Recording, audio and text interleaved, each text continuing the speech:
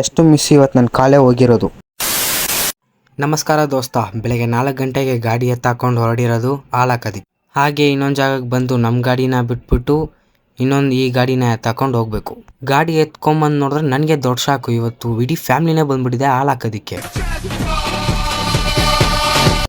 ಬೆಳಗ್ಗೆ 4 ಗಂಟೆಗೆ ನಾನು ಚಳಿಯಲ್ಲಿ ಹಾಲಾಗ್ತಿದ್ದೀನಿ. ಇಲ್ಲಿ ನೋಡಿ ಒಬ್ಬ ಬೆಡ್ಡಲ್ಲಿ ಮಲ್ಕೊಂಡು ಹೆಂಗೆ ಸ್ಟೈಲಾಗಿ ಕೂತವ್ನು ನೋಡಿ.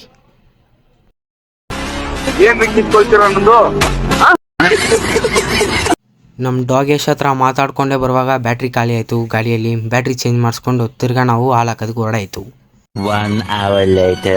ಕೆಲಸ ಮುಗಿಸ್ಕೊಂಡು ನಾವು ಹೊಡೆಯೋದು ಮನೆ ಕಡೆಗೆ. ಮನೆಗೆ ಬಂದು ಈ ಥರ ರೆಡಿಯಾಗಿ ನಾನು ಹೊಡೆಯೋದು ಕಾಲೇಜ್ ಕಡೆಗೆ.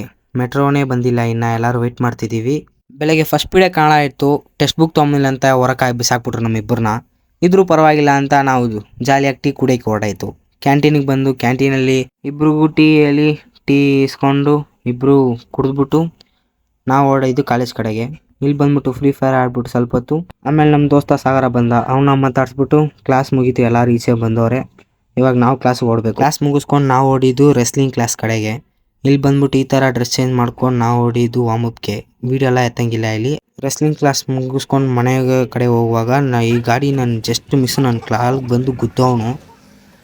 ಪಾಪ ಇವನು ರೈಟಲ್ಲಿ ಹೋಗೋನಲ್ಲ, ಅವನದು ಈ ಗಾಡಿ, ಲೆಫ್ಟಲ್ಲಿ ಆ ಕಡೆ ನಿಂತ್ಕೊಂಡು ಅವನದು ಇನ್ನೊಂದು ಗಾಡಿ.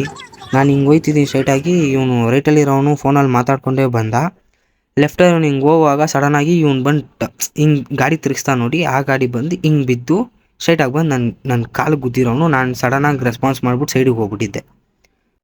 ಆಮೇಲೆ ನಾನು ಮನೆಗೆ ಬಂದು ಈ ಥರ ರೆಡಿ ಆಗಿಬಿಟ್ಟು ನಾನು ಓಡಿದ್ದು ನಮ್ಮ ಅಕ್ಕನ ಕೆಲಸದ ಹತ್ರ ಬಿಟ್ಬಿಟ್ಟು ಬರೋದಕ್ಕೆ. ಮನೆಗೆ ಬಂದಾಯಿತು. ಆಮೇಲೆ ಎಲ್ಲರೂ ಕ್ಷಮಿಸ್ಬಿಡಿ ನನ್ನ, ಯಾಕಂದರೆ ನನ್ನ ಕೈಯಲ್ಲಿ ರೆಗ್ಯುಲರಾಗಿ ವೀಡಿಯೋ ಅಪ್ಲೋಡ್ ಮಾಡೋಕ್ಕಾಗಿಲ್ಲ. ಯಾಕಂದರೆ ಚೂರು ಪರ್ಸ್ನಲ್ ಪ್ರಾಬ್ಲಮ್ ಇತ್ತು.